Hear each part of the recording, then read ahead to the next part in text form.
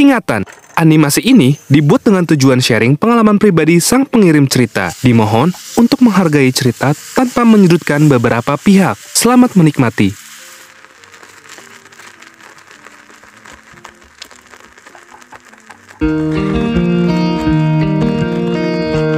Hai, kenalin, nama gue Rachel. Umur gue masih 15 tahun. Sekarang gue duduk di kelas 2 SMA. Mungkin kalian mikir gue ini masih bocil ya kan? Ya emang iya, tapi semua pengalaman dan hal-hal yang terjadi di dalam hidup gue membuat pola pikir gue menjadi lebih dewasa.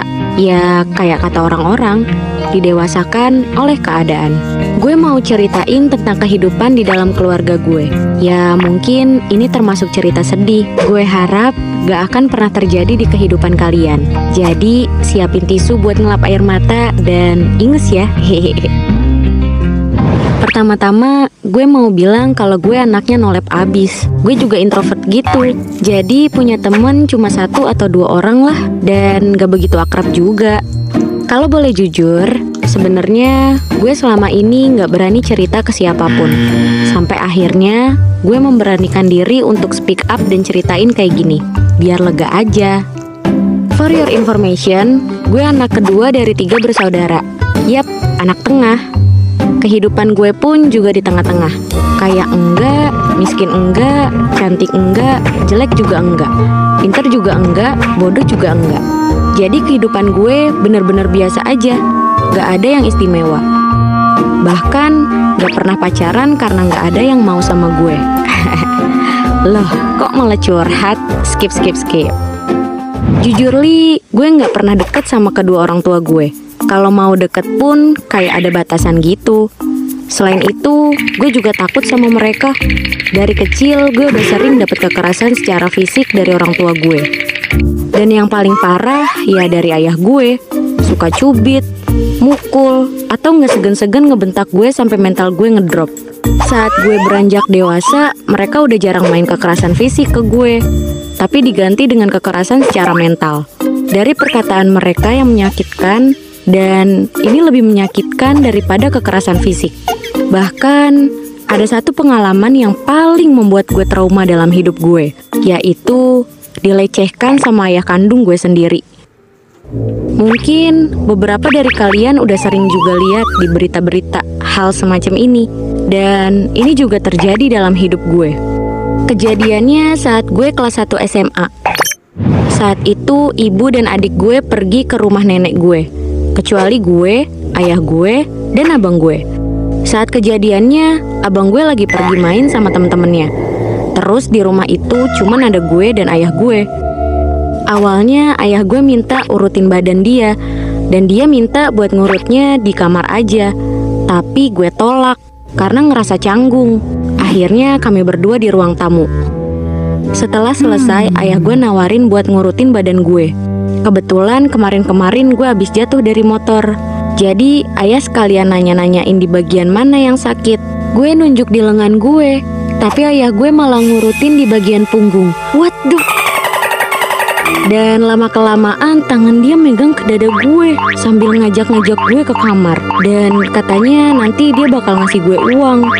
Di situ gue cuman bisa shock banget. Gue bingung mau ngelakuin apa. Dan gue pernah baca orang yang mendapat pelecehan seksual memang gak bisa ngapa-ngapain dan gak berani melawan, atau hanya bisa diem ketakutan karena memang shock banget. So, please jangan judge gue yang gak bisa berontak. Gue mau kabur, tapi badan gue ditahan sama ayah gue. Dia bilang, masa takut sama ayah sendiri? Padahal justru karena dia begini gue jadi takut. Ini bener-bener biadab, di luar nalar cok. Dan tiba-tiba terdengarlah suara motor yang datang dari luar. Iya, itu abang gue. Ayah gue langsung berhenti dan keluar nemuin abang gue. Sedangkan gue langsung ke kamar dan nutup pintu. Masih dalam keadaan shock, gak tahu mau berbuat apa. Akhirnya gue nangis pelan-pelan supaya gak ada yang dengar. Gue masih gak percaya ini terjadi dalam hidup gue. Gue bener-bener bingung. Tangan gue gemeteran. Jantung gue berdegup lebih kencang dari biasanya. Sesek banget. Gue awalnya berpikir mau ceritain sama abang gue, tapi gue masih belum berani. Akhirnya gue cuman bisa diem di kamar sampai malam tiba. Dan ibu sama adik gue pun pulang. Gue berniat mau ceritain sama ibu gue, tapi kalau ngomong langsung gue nggak sanggup. Jadi gue ketik itu di HP dan nyuruh ibu gue baca. Posisi itu ada adik gue, ibu gue, dan gue lagi duduk di depan rumah. Di saat-saat ibu gue lagi baca, gue ngeliat dari jendela ada ayah gue ngintip dari dalam rumah. Sumpah, gue ketakutan banget dan mencoba nggak ngeliat ke arah situ. Dan gue berpikir pasti ayah gue tahu gue mau ceritain itu ke ibu gue. Akhirnya lama-kelamaan ayah gue pergi dan udah nggak ngintip lagi. Akhirnya ibu gue selesai ngebaca itu dan kalian tahu apa yang paling menyakitkan? Respon ibu gue adalah, "Tuh kan nak, harusnya kamu ikut sama ibu ke rumah nenek. Kita cewek harus hati-hati sama orang lain, walau itu orang deket kita. Pakaiannya juga dijaga." Lah, kocak, gue anak elu, gue korbannya. Kenapa jadi gue yang salah? Anjir. Jujur, gue kecewa sama respon ibu. Akhirnya gue bales dengan marah. Loh, banyak tuh cewek-cewek yang udah pakai hijab, pakai mukena, lagi sholat pun juga tetap dilecehin. Ibu gue bales dengan ekspresi datar tapi mukanya bete. Emang kamu lihat di mana? Gue jawab lagi, banyak tuh di berita. Akhirnya gue dan ibu gue adu mulut beberapa saat. Tapi seingat gue, setelah itu gue ada bilang, kenapa ibu gak cerain ayah aja? Yap, gue minta mereka bercerai. Di saat anak-anak lain gak mau orang tuanya cerai dan jadi anak broken home, gue malah sangat menginginkan itu. Dan ibu gue malah bilang, kasihan kami kalau gak punya ayah nanti. What? Padahal gue bakal lebih bahagia kalau gak punya ayah yang kayak gitu. Ya Tuhan, cobaan macam apa ini? Memang siapa yang mau punya ayah kayak gitu? Dan menurut gue, ibu gue itu sebenarnya mikirin dirinya sendiri, yang masih sayang juga sama ayah gue, bukan kami anak-anaknya. Dasar egois. Akhirnya hari-hari berlalu, gak ada yang berubah setelah kejadian itu. Gue tetap tinggal satu rumah dengan semua keluarga gue, termasuk ayah gue. Rasanya sakit, takut, sedih. Ya tapi mau gimana lagi? Gue harus gimana lagi? Ya mungkin emang ini takdir gue. Gue coba ikhlasin dan lupain dengan lapang dada. Walau gue tahu pasti kejadian yang satu ini gak akan pernah dilupain sama diri gue sendiri, sampai kapanpun.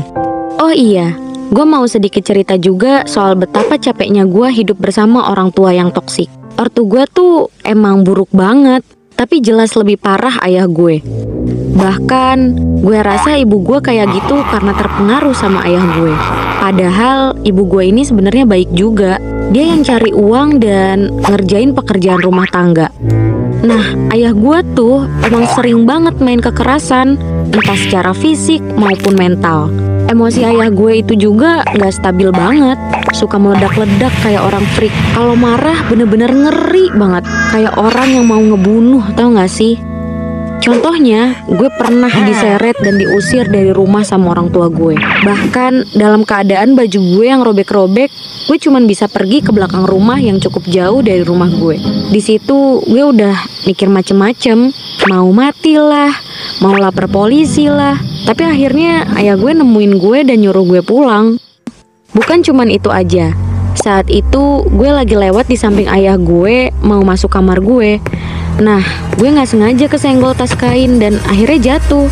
Ayah gue yang ngeliat itu emosi banget, sampai ngelempar-lempar barang ke arah gue. Gue rasa ayah gue emang orang gila. Lalu gue langsung lari masuk kamar, dan ayah gue nyamperin juga ke kamar, woi. Dia ambil barang-barang lemparin itu semua ke gue.